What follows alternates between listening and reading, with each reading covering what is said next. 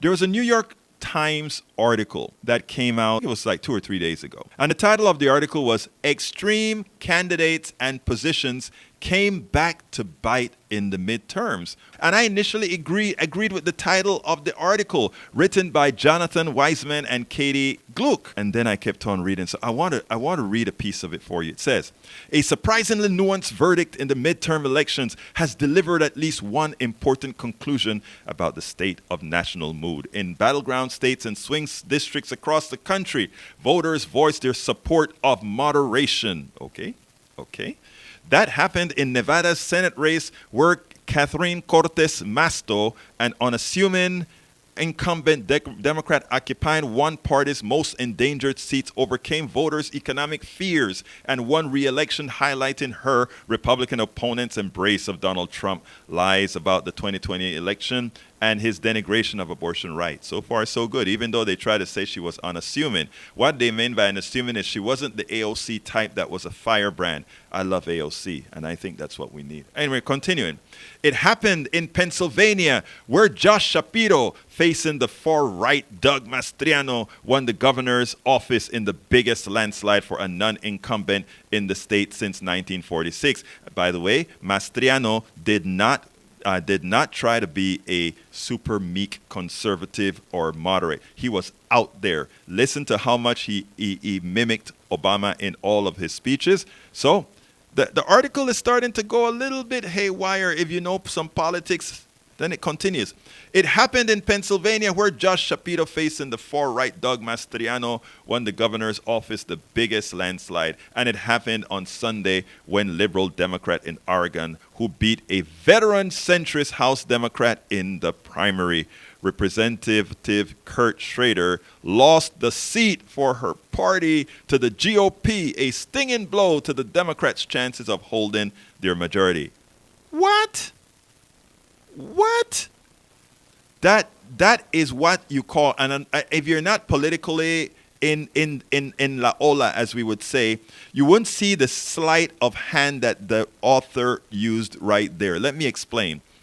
The article would like to say, we want to keep everybody in the middle. We don't want any lefties winning. We don't want any super crazy right winning. That is what it's saying, right? The article continues, and it says, in contests up and down the ballot, Republicans betting on a red wave instead received a sweeping rebuke from Americans who, for all the qualm polls show they have about Democratic governance, made clear they believe that the GOP had become unacceptably extreme.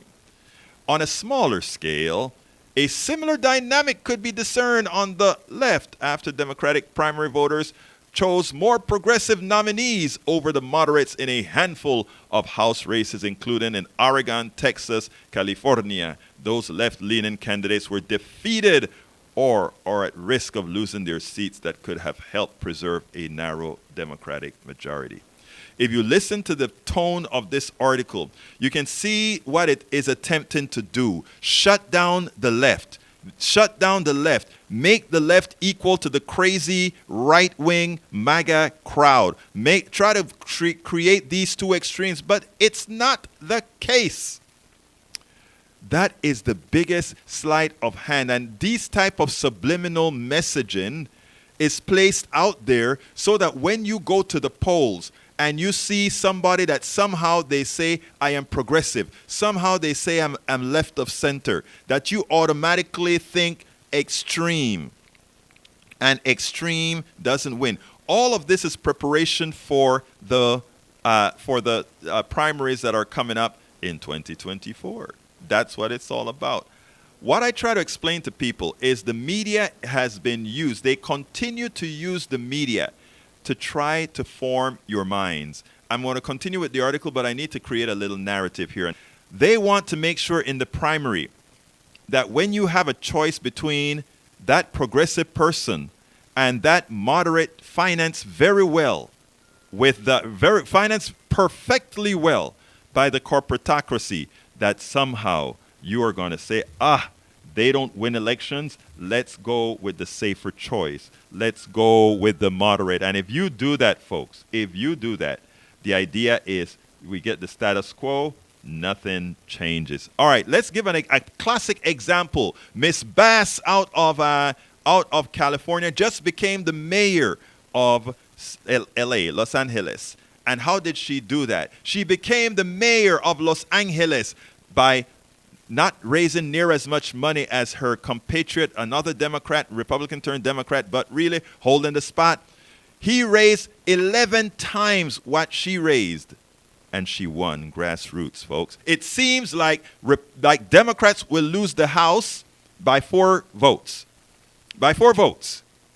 And guess what would have happened if New York, the 4 moderates that lost in New York, imagine if they had a story to tell those New Yorkers that would have helped their bottom line, that wouldn't have run away from daycare, that wouldn't have run away from health care for all, that wouldn't have run away from all those policies that would have helped all those New Yorkers on Long Island, would have helped all those New Yorkers all over the state of New York, so that they would be able to live the American dream without going bankrupt. Suppose you had a full-throated attack, a full-throated debate with your opposition that could tell them, hey, man, I want to make sure you have health care. Hey, man, I want to make sure you have family leave. If your kid gets real sick and you have to take care of them for 6 months, for 1 year, you can take care of them and know that you can still be employed. Suppose and by the way, those positions I just called out is the position that the New York Times, that the head of the Democratic Party and these guys would like to call extreme. What the things that AOC is asking for, Ilhan Omar is asking for, Rashida Tlaib is asking for, Ayanna Pressley is asking for, Mondaire Jones are asking for, is what they're calling extreme. So it is now extreme to say, I want to help my fellow man. It is now extreme to say, I want to give you health care that you can afford. It is extreme to say, I want your kids to have health care. And you know why it is extreme? Because somebody else, some rich fat cat, is now going to have to pay more in taxes on the money that he did not or she did not earn.